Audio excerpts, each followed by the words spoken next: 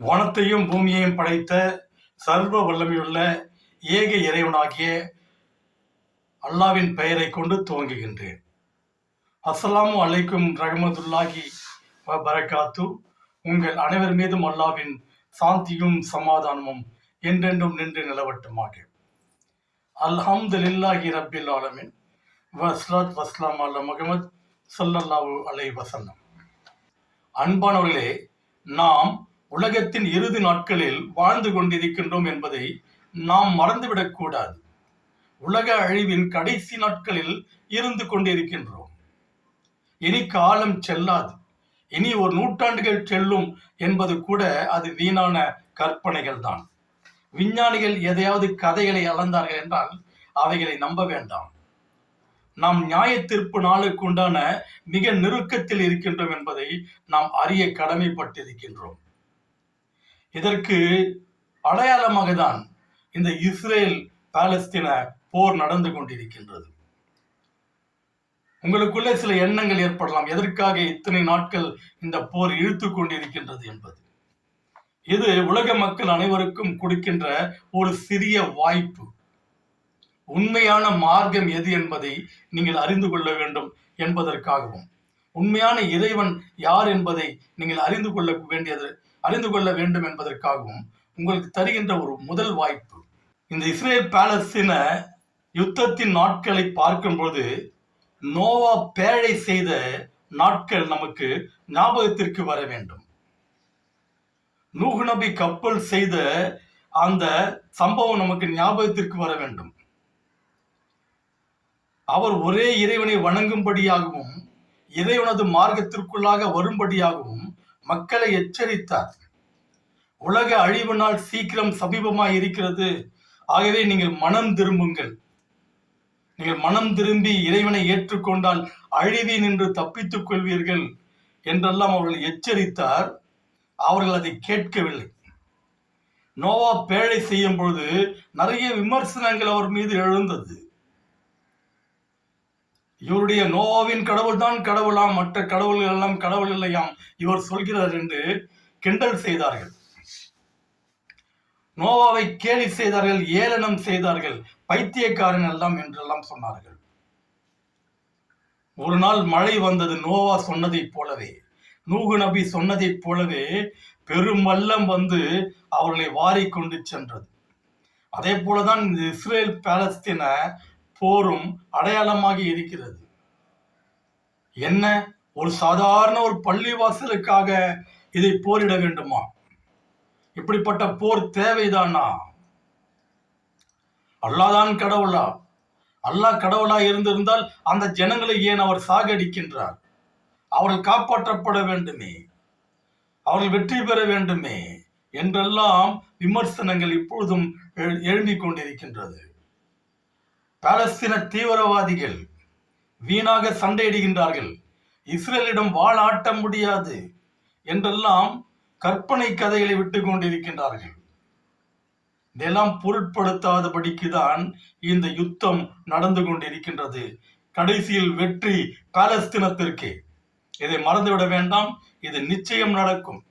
வெற்றி பெறப்போவது பாலஸ்தீனமே அன்றி இஸ்ரேல் கிடையாது. இஸ்ரேல் மண்டியிடக்கூடிய நாட்கள் நெருங்கிவிட்டது. ஏனென்றால் அவருடைய சியோனிசம் அப்படி. யூதர்களின் சியோனிச கொள்கை வெற்றி பெறாது. அது அக்கிரமக்காரர்களின் அநியாய கொள்கை. அக்கிரமக்காரர்களின் அநியாய கொள்கை என்பது இறைவனுக்கு முன்பாக வெற்றி பெற முடியாது. சியோனிசம் என்றால் என்னவென்று ஒரு கதையின் மூலமாக உங்களுக்கு விளக்குகிறேன். ஒருவன் தன் வீட்டில் ஒரு பழைய சோஃபா ஒன்று இருக்கிறது. அது வீணாய் போனது, அது கிழிந்து போய்விட்டது, அது தூசி படிந்து கேவலமாக இருக்கிறது. அது வீட்டில் இருந்தால் தன்னுடைய வீட்டிற்கு மதிப்பு குறைவு என்று நினைத்தவனாய் அதை கொண்டு வந்து குப்பை தொட்டியில் வீசி எறிந்து விடுகின்றான். அந்த பக்கம் சென்ற வழிப்போக்கன் ஒருவன் அந்த சோஃபாவை பார்த்து, ஆஹா, என்னுடைய மதிப்பு தெரியாத யாரோ இதை குப்பையில் வீசி எறிந்து விட்டு இருக்கிறார்கள், இதனுடைய மதிப்பு என்னவென்று தெரியவில்லை என்று அதன் மதிப்பை உணர்ந்தவனாய் அவன் நினைக்கிறான், இதை கொண்டு போய் பழுது பார்த்து சரி செய்து நம் வீட்டில் வைக்கலாம் என்று அவன் நினைத்து அந்த சோஃபாவை கொண்டு போய் பழுது பார்த்து அதற்கு உண்டான எல்லாவற்றையும் செய்து வார்னிஷ் பூசி அதை பளபளப்பாக்கி பார்ப்போர் கண்களுக்கு அழகாக அதை உருவாக்கி அதை தன்னுடைய வீட்டின் ஹாலிலே வைக்கின்றான். ஒரு நாள் அந்த வழியாக சென்ற அந்த சோஃபாவை குப்பையில் வீசி எறிந்தவன் அதை அடையாளம் கண்டு கொண்டு விட்டான். அவனிடத்திலே சென்று, இது என்னுடைய சோஃபா, இந்த சோஃபாவிற்கு உரிமையாளன் நான் தான், இதை எனக்கு கொடுத்து விடு என்று அவனிடத்தில் கேட்கும்போது அவன் என்ன சொல்கின்றான்? சகோதரனே, இது உனக்கு இதனுடைய மதிப்பு தெரியாமல், இது உனக்கு தேவையற்றது, வீணாய் போனது, பழசாய் போனது என்று சொல்லி நீ குப்பையில் வீசி எறிந்து விட்டாய். நான் உன் வீட்டில் வந்து திருடி எடுத்து கொண்டு வரவில்லை, உன் கரங்களிலிருந்து உன் கைகளிலிருந்து அநியாயமாக பிடுங்கிக் கொள்ளவில்லை. நீ குப்பையில் வீசி எறிந்ததை, உனக்கு வேண்டாம் என்று தள்ளியதை நான் கொண்டு வந்து என் வீட்டிலே அதன் மதிப்பு உணர்ந்தவனாய் அதை அழகுபடுத்தி என் வீட்டிலே வைத்திருக்கின்றேன். அதை இப்போது நான் உனக்கு திரும்ப தர முடியாது என்று சொல்லிவிட்டான். அவன் என்ன சென்றான்? போலீசிடம் சென்று புகார் அளிக்கின்றான். இது போன்ற என்னுடைய சோஃபாவை எடுத்துக்கொண்டு இவன் திருப்பி தர மறுக்கின்றான் என்று. அந்த அநியாயக்கார போலீஸ் வந்து அவனிடத்திலே இந்த சோஃபாவை அவனுக்கே திரும்ப கொடுத்து விடு என்று கூறுகிறது. அந்த சோஃபா என்பது மஸ்ஜிதுல் அக்ஸா பள்ளிவாசல், பைத்துல் மக்திஸ், அது இறைவனுடைய மார்க்கம். அந்த இறைவனுடைய மார்க்கம், அந்த மஸ்ஜிதுல் அக்ஸா எல்லாம் யூதனிடத்திலே முதலில் இருந்தது. அது வீணாய் போனது, தேவையற்றது, இதனால் நமக்கு எந்த பிரயோஜனம் இல்லை என்று அதை அவன் ஒதுக்கிவிட்டு ஓடிவிட்டான். எங்கோ ஓடிவிட்டு பல நூற்றாண்டுகளாக அவனை காணவே இல்லை. அந்த மஸ்ஜிதுல் அக்ஸாவினுடைய அருமையை பெருமையை உணர்ந்து அந்த இஸ்லாமியர்கள் அதை அழகுபடுத்தி இருக்கிறார்கள். இவன் திரும்பி வரும்போது பார்க்கின்றான், பொன்னாலான கோபுரம் மின்னிக் கொண்டிருப்பதையும் அங்கே தொழுகைக்கு ஆட்கள் வருவதும் போவதுமாக மிக அலங்காரமாக பாழடைந்த நிலையிலேயே அது இருந்திருந்தால் கூட அவன் சந்தோஷப்பட்டிருப்பான். யூதன் அது மிகவும் அலங்காரமாக மின்னிக் கொண்டிருக்கிறது. மட்டுமல்லாமல் அந்த தொழுகைக்கு ஜனங்கள் வருவதும் போவதுமாக இருந்து அந்த இடத்தையே அலங்காரமாக்கி வைத்திருக்கிறார்கள் என்று பார்க்கும்போது அவன் கண்களுக்கு பிடிக்கவில்லை. அதை தனக்கு என்னுடைய இடம் என்று உரிமை கொண்டாடுகின்றான் இஸ்லாமியரிடம். அது தனக்கு வேண்டும், அது தன்னுடைய இடம்தான், தன்னுடைய பொருள் தான் என்று போலீசிடம் சென்றான். தெரியுமா? அந்த சோஃபாக்காரன், அந்த போலீஸ் தான் அமெரிக்காக்காரன். அமெரிக்காக்காரன் அநியாயக்காரன். அவனும் வந்து அந்த இடத்தை, அந்த அந்த மஸ்ஜிதுல் அக்ஸாவை அவனிடத்தில் ஒப்படைத்து விடு என்று இவனிடத்தில் கேட்டு இவனுக்கு ஆதரவாக போர் செய்ய களம் இறங்கி இருக்கிறது அந்த அமெரிக்கா. அமெரிக்கக்காரனுக்கு முஸ்லிம்கள் என்றால் பிடிக்காது. முஸ்லிம்கள் என்றால் எதிரி. அவன் உள்ளுக்குள்ள இருக்கிற சாத்தானுக்கு முஸ்லிம்கள் எப்படி பிடிக்கும்? இறைவனுடைய அடியார்களை பிடிக்குமா? பிடிக்காதே. அவன் பார்த்தான் எதிரிக்கு எதிரி நண்பன் என்ற வகையிலே யூதனுக்கு முஸ்லிம்கள் எதிரி.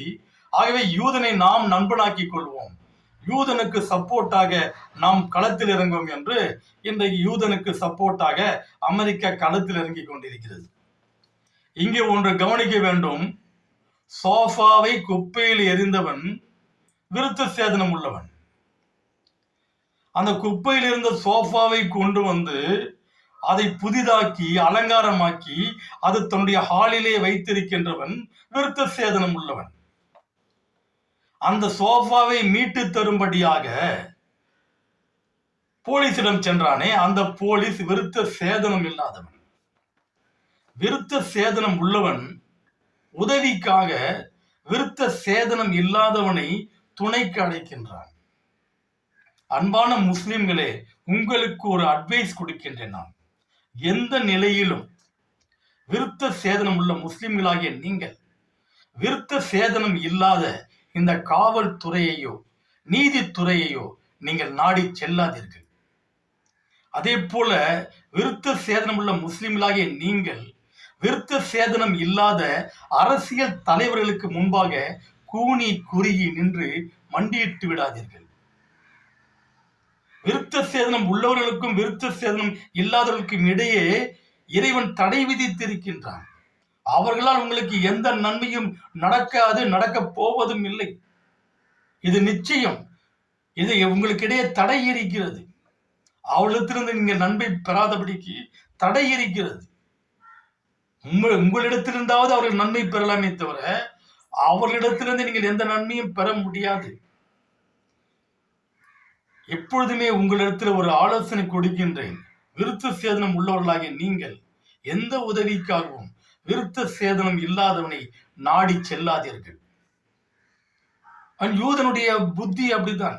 விருத்த சேதனம் உள்ள யூதன் விருத்த சேதனம் இல்லாத அமெரிக்காவை தன் கூட்டாக சேர்த்து கொண்டு விருத்த சேதனம் உள்ள முஸ்லிம்களை அழித்தொழிக்க நினைக்கின்றான்.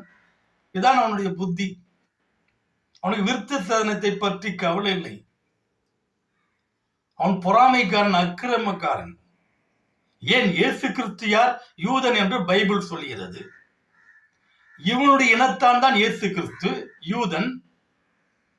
அவரை கொலை செய்ய திட்டமிடுகின்றான். அவர் மீது குற்றம் சுமத்தி, அவர் மீது பழி சுமத்தி, இவர் உமது நாட்டிற்கு எதிராக கலகம் செய்கிறார் என்று விருத்த சேதனம் இல்லாத ரோமர்களிடம் இயேசுவை ஒப்படைக்க நினைக்கின்றான்.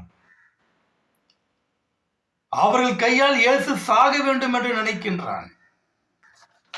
தாவீதின் காலத்தில் ஒரு சம்பவம் நடந்ததாக பைபிள் கூறுகிறது. தாவீது சிறுவனாக இருந்தபோது, அவர் ஆடு மேய்த்து கொண்டிருந்த போது பெலிஸ்தர்கள் இஸ்ரவேல் மீது போர் தொடுத்தார்கள்.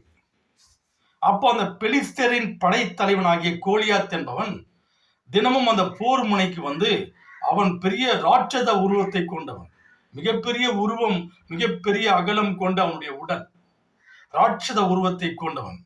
அவன் தினந்தோறும் போர் முனைக்கு வந்து இஸ்ரவேலர்களை மிகவும் கேவலமாக பேசிக் கொண்டிருந்தான். என்னிடத்தில் வருவதற்கு உங்களுக்கு போர் செய்ய எவனுக்கடா தைரியம் இருக்கிறது என்று கேவலமாக அவர்களை மட்டம் தட்டி பேசிக் கொண்டிருந்தான்.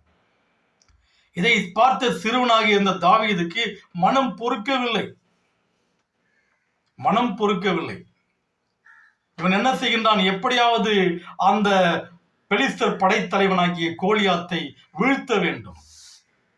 அதுதான் இவனுக்கு லட்சியமாக இருந்தது. விருத்த சேதனம் இல்லாத இந்த பெலிஸ்தன் விருத்த சேதனம் உள்ள இஸ்ரவேலரின் தேவனை நிந்திப்பதற்கு நான் ஒரு காலம் விடமாட்டேன்.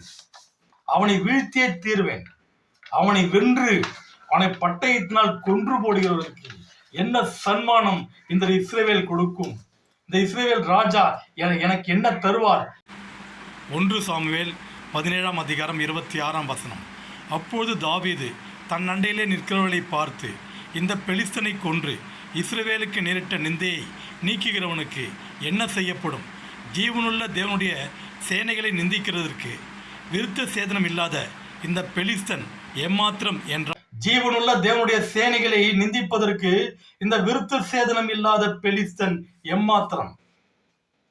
நான் சென்று இவனிடத்தில் போரிடப் போகிறேன் என்று சொல்லும்போது தாவீதின் சகோதரர்கள் அதுக்கு தடை விதிக்கிறார்கள். இல்லை, நான் சென்றுதான் ஆக வேண்டும் என்று அந்த அரசனிடம் உத்தரவு பெற்றுக்கொண்டு போருக்கு செல்கின்றான். அரசன் தாவீதை போருக்கு அனுப்புகிறார். தன் உண்டிகோலினால் கூழாங்கல்லை வைத்து அடித்து, அவன் நெற்றி பொட்டுக்கு நேராக அந்த கூழாங்கல்லை அடித்து அவனை தரையிலே வீழ்த்துகிறார். தாவீது தரையிலே வீழ்த்தி விட்டு ஒரு பட்டயத்தை எடுத்து அவனுடைய தலையை வெட்டி எடுக்கின்றார். ஜீவனுள்ள தேவனுடைய சேனைகளாகிய அமாஸ், ஹிஸ்புல்லா, ஹவுதி, அல்குட்ஸ் போராளிகளை எதிர்ப்பதற்கு இந்த விருத்த சேதனம் இல்லாத அமெரிக்கன் எம்மாத்திரம்?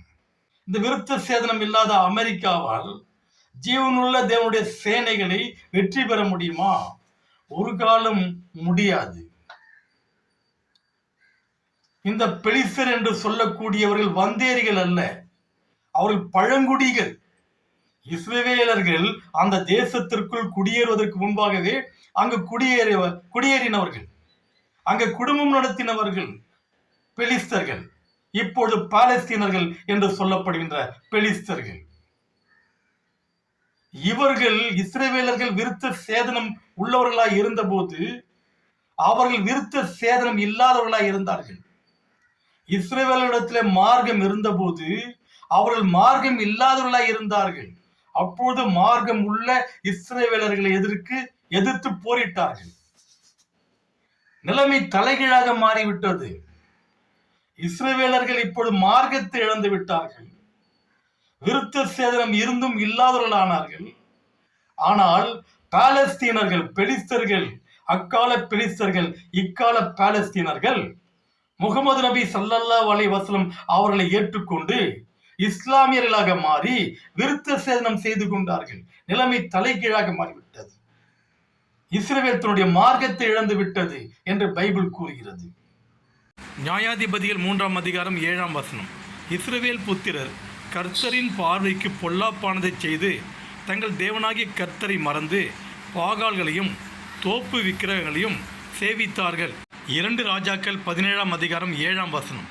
எகிப்தின் ராஜாவாகிய பார்வோனுடைய கையின் கீழிருந்த இஸ்ரவேலரை எகிப்து தேசத்திலிருந்து வரப்பண்ணின தங்கள் தேவனாகிய கர்த்தருக்கு விரோதமாக இஸ்ரேல் புத்திரர் பாவம் செய்து அந்நிய தேவர்களுக்கு பயந்து நடந்தார்கள்.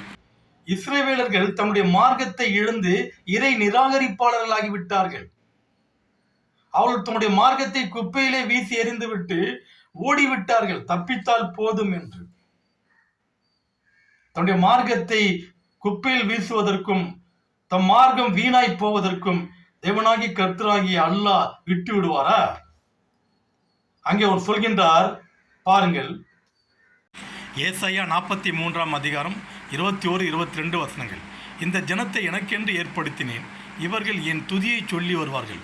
ஆனாலும் யாக்கோபே, நீ என்னை நோக்கி கூப்பிடவில்லை, இஸ்ரவேலே, நீ என்னை குறித்து மனஞ்சலித்து போனாய். இந்த ஜனத்தை எனக்கென்று ஏற்படுத்தினேன், இவர்கள் என் துதியை சொல்லி வருவார்கள். ஆனாலும் யாக்கோபே, நீ என்னை நோக்கி கூப்பிடவில்லை. யாக்கோபு என்றால் இஸ்ரவேல். இஸ்ரவேலே, என்னை குறித்து மனம் செலுத்தி போயிட்ட, என்னை குறித்து மனம் செலுத்தி போயிட்ட. அடுத்தது என்ன சொல்றாரு? எசேக்கியேல் 33ஆம் அதிகாரம் 17ஆம் வசனம். இஸ்ரவேலே, உன் ஜனத்தின் புத்திரரோ ஆண்டவருடைய வழி செம்மையானதல்ல என்கிறார்கள். அவர்களுடைய வழியே செம்மையானதல்ல. ஆண்டவருடைய வழி செம்மையானதல்ல என்று சொல்லிவிட்டு தான் குப்பையில் இருந்து விட்டு இவர்கள் ஓடிவிட்டார்கள். கர்த்தர் சொல்கின்றார், ஆண்டவருடைய வழி செம்மையானதுதான், இவர்களுடைய வழிதான் செம்மையானதல்ல. இந்த ஜனத்தை எனக்கென்று ஏற்படுத்தினேன், பாருங்கள், இவர்கள் என் துதியை சொல்லி வருவார்கள். என்ன துதி? என்ன துதி என்றால் என்ன? தேவனுடைய புகழ்ச்சி என்ன? உச்சகட்ட புகழ்ச்சி என்ன தேவனுக்கு? தேவனாகிய கர்த்தர் ஒருவரே கர்த்தர். ஏசாயா 45ஆம் அதிகாரம் 5ஆம் வசனம். நானே கர்த்தர், வேறு ஒருவர் இல்லை, என்னை தவிர தேவன் இல்லை. நானே கர்த்தர், வேறு ஒருவரும் இல்லை, என்னை தவிர தேவன் இல்லை என்பதுதான் உச்சகட்ட புகழ்ச்சி. இதைதான் அரபியில் லா இலாஹ இல்லல்லாஹ் என்பார்கள். ஏசாயா 45ஆம் அதிகாரம் 22ஆம் வசனம். பூமியின் எல்லையெங்கும் உள்ளவர்களே, என்னை நோக்கி பாருங்கள், அப்போது ரட்சிக்கப்படுவீர்கள். நானே தேவன், வேறு ஒருவரும் இல்லை. நானே தேவன், வேறு ஒருவரும் இல்லை. லா இலாஹ இல்லல்லாஹ். நானே கர்த்தர், வேறு ஒருவரும் இல்லை. இதுதான் கர்த்தருடைய உச்சகட்ட புகழ்ச்சி. இதைதான் லா இலாஹ இல்லல்லாஹ், லா இலாஹ இல்லல்லாஹ் என்று பறைசாற்றி கொண்டிருக்கின்றார்கள் முஸ்லிம்கள். அல்லாஹ் என்பது இஸ்லாமிய கடவுள் என்று நினைத்துக் கொள்ள வேண்டாம். எப்படி தமிழில் இறைவன், கடவுளுக்கு இறைவன், கடவுள், தெய்வம் என்கிறீர்கள், ஆங்கிலத்தில் காட், எபிரேயத்தில் ஏலோகிம், அதுதான் அரபியில் அல்லாஹ் என்கிறது. லா இலாஹ இல்லல்லாஹ், இதுதான் உச்சகட்ட புகழ்ச்சி. இதுதான் பாலஸ்தீனத்தில் ஒலித்துக் கொண்டிருக்கின்றது. லா இலாஹ இல்லல்லாஹ், லா இலாஹ இல்லல்லாஹ், லா இலாஹ இல்லல்லாஹ் என்று. இதைதான் கர்த்தர் முன்கூட்டியே ஏசாயா தீர்க்கதரிசியின் மூலமாக சொல்லிவிட்டார். இந்த ஜனத்தை எனக்கென்று ஏற்படுத்தினேன், இவர்கள் என் துதியை சொல்லி வருவார்கள். இவர்கள் தான் துதியை சொல்லி வருவார்கள்.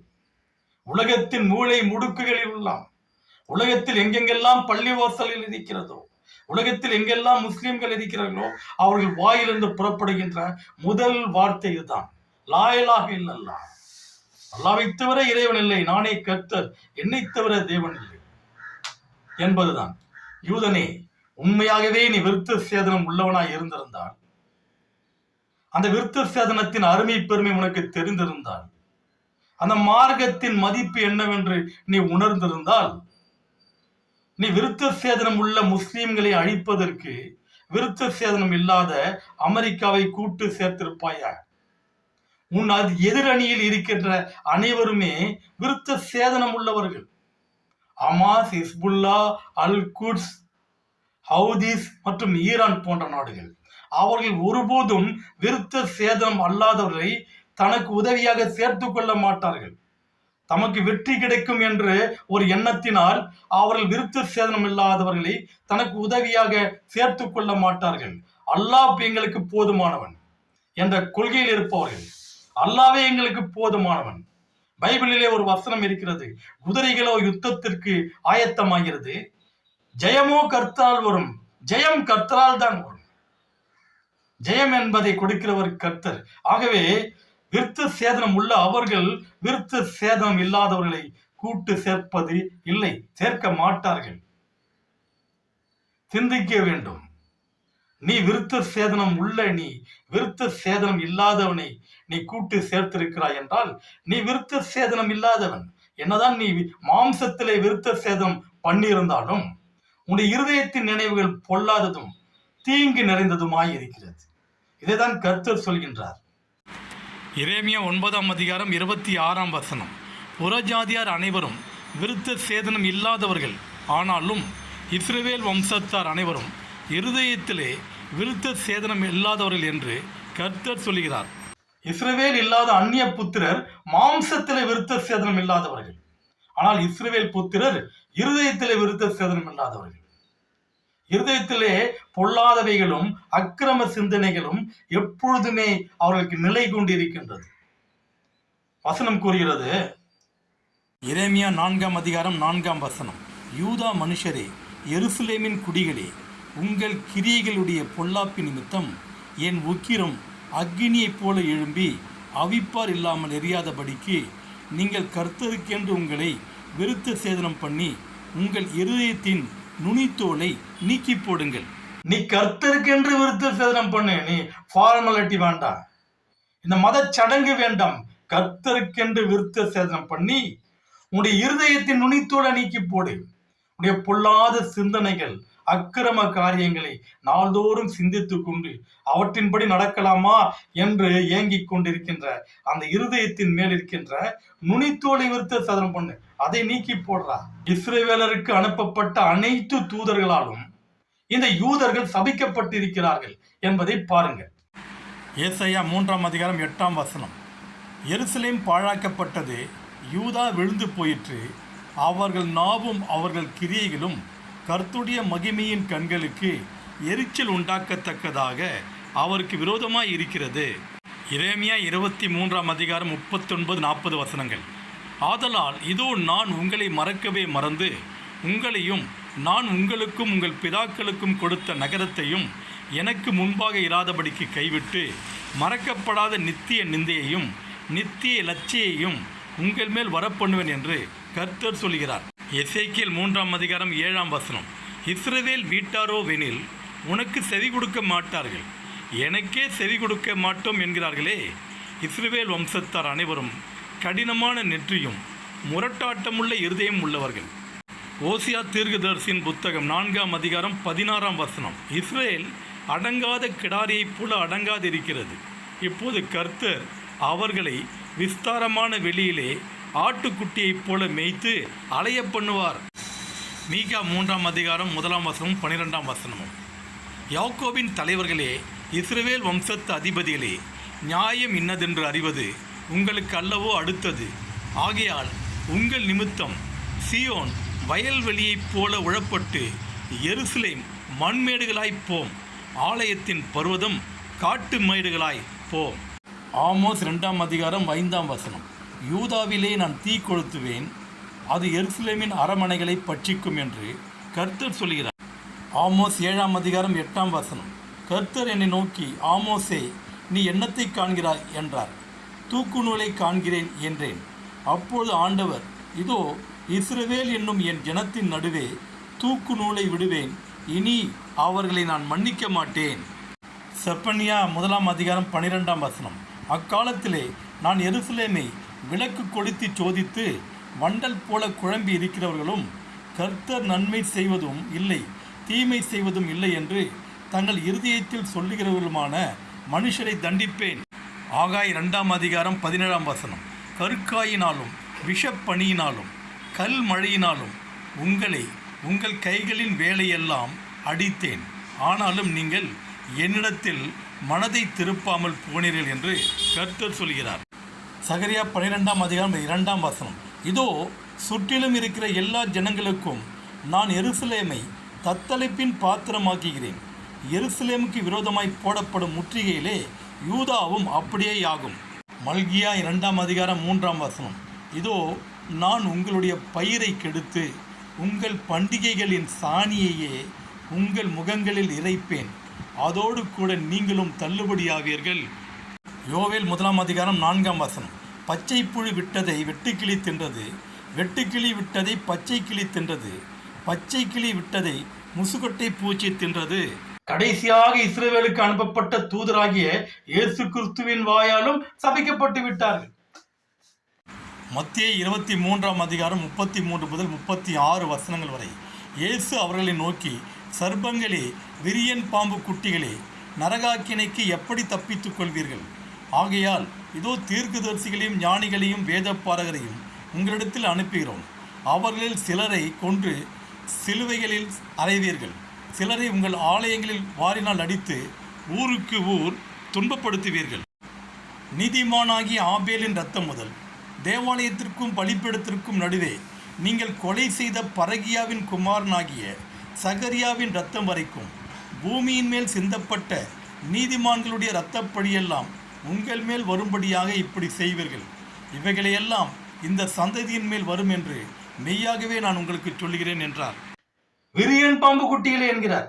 விரியன் பாம்பு குட்டிகளே, நரகாக்கினைக்கு எப்படி தப்பித்துக் கொள்வீர்கள்?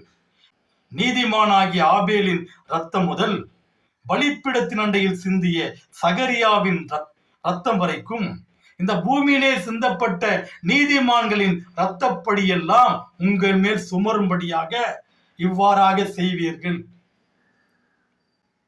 நீதிமானாகிய ஆபேலின் இரத்தம் முதல் பலிப்பீடத்தின் அண்டையில் சிந்திய சகரியாவின் இரத்தம் வரைக்கும் இந்த பூமியின் மேல் சிந்தப்பட்ட நீதிமான்களுடைய இரத்தப்படியெல்லாம் பாலஸ்தீனத்திலே சிந்தப்பட்ட இந்த நீதிமான்களுடைய குழந்தைகள், நீதிமான்களுடைய மனைவிகள், நீதிமான்களுடைய இரத்தப்பழி எல்லாம் சேரும்படியாக இன்னும் செய்து கொண்டிருக்கின்றீர்கள். இயேசு கிறிஸ்து சொன்னது போல இந்த பூமியிலே நீங்கள் சிந்தின நீதிமான்களுடைய இரத்தம் எல்லாம் உங்களிடத்திலே கணக்கு கேட்கப்படும், உங்களிடத்தில் விசாரிக்கப்படும் என்று இயேசு கிறிஸ்து சொல்லிவிட்டு சென்று விட்டார். இப்படி அனைத்து தீர்க்கதரிசிகளாலும் சபிக்கப்பட்ட யூதர்கள் வெற்றி கொள்வார்களாம். இவர்கள் இயேசு இயேசு என்று சொல்லுகின்ற இயேசுவின் வாயாலும் சபிக்கப்பட்டு விட்டார்கள் யூதர்கள்.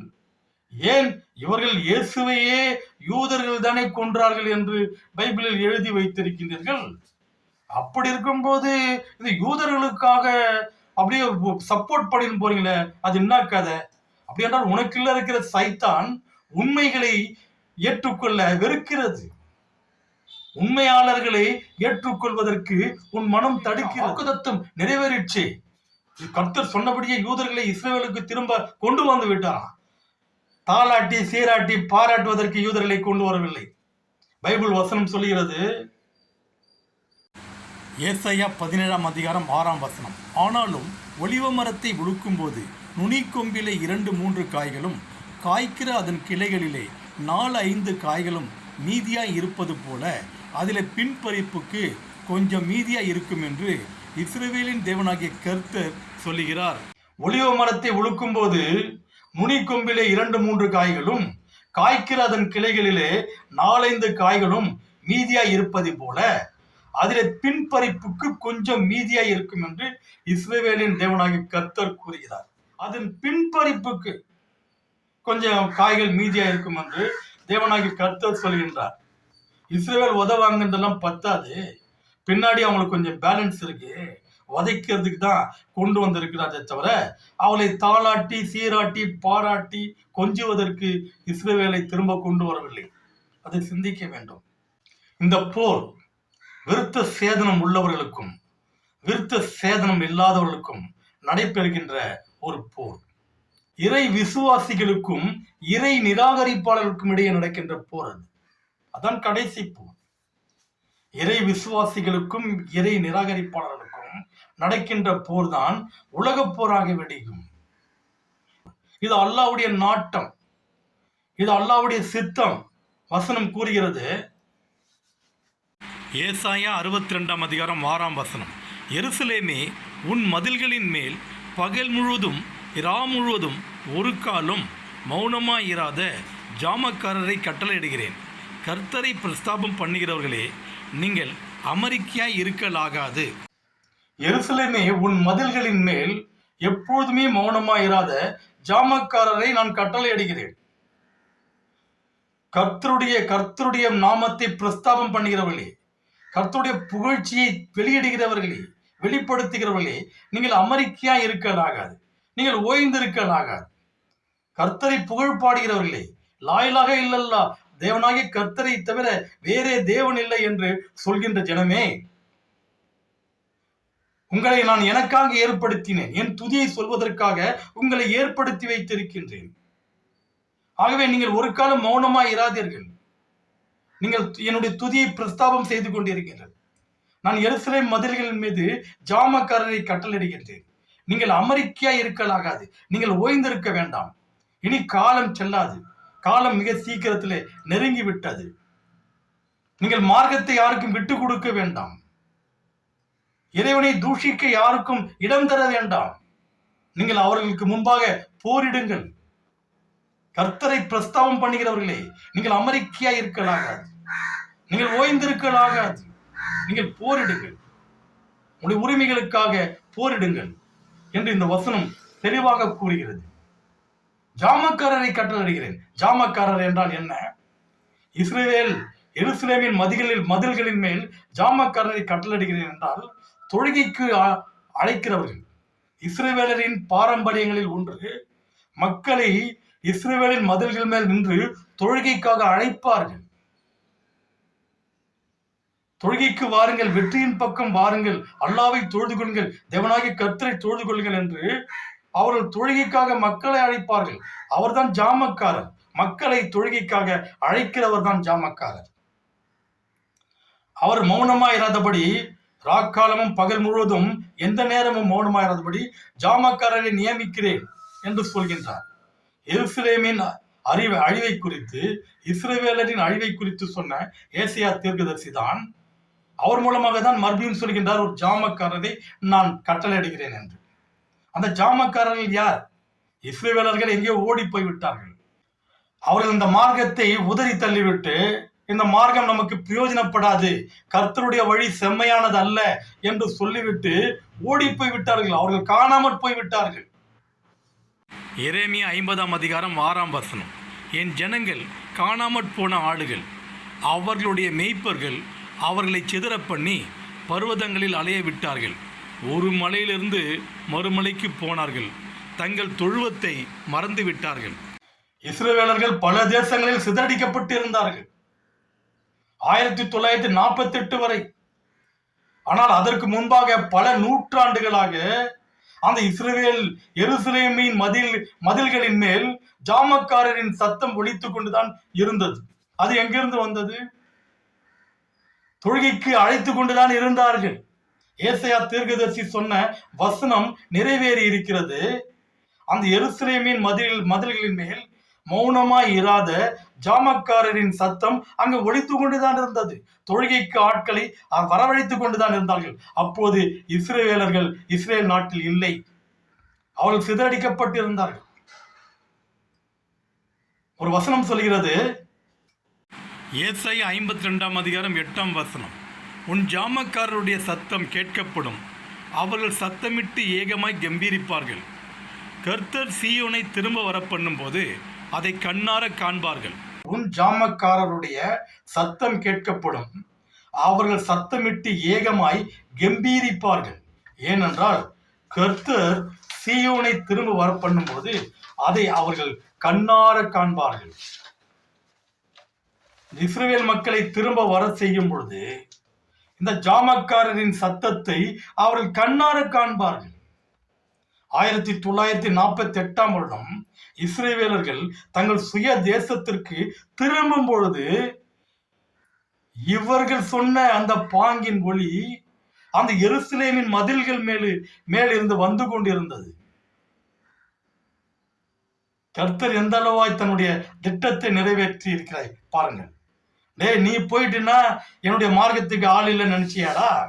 யூதனே, இந்த மார்க்கத்தை நீ உதறி தள்ளிவிட்டு இதை வேண்டாம் என்று சொல்லிவிட்டால் இந்த மார்க்கம் அழிந்து போய்விடுமா?